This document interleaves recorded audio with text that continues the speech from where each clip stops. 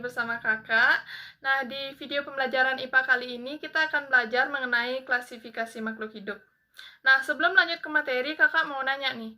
Kalian pernah nggak sih ke pasar, terus lihat ada dagang buah, dagang sayur, terus dagangan mereka dikelompokkan? Sehingga kita jadi mudah deh mau beli yang A, mau beli yang B. Nah, sama juga seperti hewan. Hewan itu dikelompokkan ada hewan ternak, hewan liar, sama hewan peliharaan. Nah, kira-kira apa sih pengelompokan itu? Terus, tujuan pengelompokan itu apa?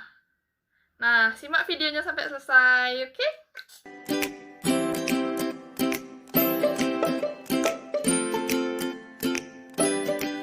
Oke, adik-adik, teman-teman semuanya, sekarang kita lanjut ya. Jadi, apa itu pengelompokan? Nah, pengelompokan kata lainnya adalah klasifikasi.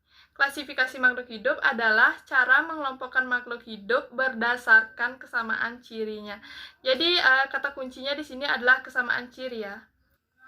Nah, adapun tujuan dari klasifikasi itu adalah yang pertama, mengelompokkan makhluk hidup berdasarkan persamaan dan perbedaan ciri-ciri yang dimiliki. Kemudian yang kedua, mendeskripsikan ciri-ciri suatu jenis makhluk hidup untuk membedakannya dengan makhluk hidup dari jenis yang lain. Kemudian yang ketiga, mengetahui hubungan kekerabatan antar makhluk hidup. Dan yang keempat, memberi nama makhluk hidup yang belum diketahui namanya. Adapun dasar-dasar dari pengelompokan makhluk hidup yaitu terdiri dari 3 bagian. Yang pertama, klasifikasi makhluk hidup berdasarkan persamaan dan perbedaan yang dimiliki. Kemudian yang kedua, klasifikasi makhluk hidup berdasarkan ciri bentuk tubuh atau morfologi dan alat dalam tubuh atau anatomi. Kemudian yang ketiga, klasifikasi makhluk hidup berdasarkan manfaat, ukuran, tempat hidup, dan cara hidupnya.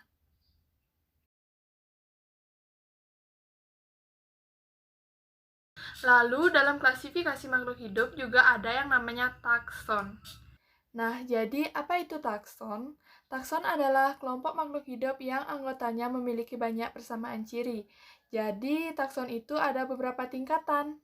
Adapun tingkatan-tingkatan dari takson antara lain, yang pertama ada kingdom, kemudian pada hewan terdapat filum, dan pada tumbuhan terdapat divisi. Kemudian tingkatan yang ketiga ada kelas, yang keempat ada orde atau bangsa, kemudian ada famili atau suku, selanjutnya ada genus atau marga, dan yang terakhir ada spesies atau jenis. Jadi yang paling tinggi itu adalah kingdom, dan yang paling bawah adalah spesies. Semakin tinggi tingkatan takson, maka semakin banyak organismenya, namun semakin sedikit kesamaan cirinya.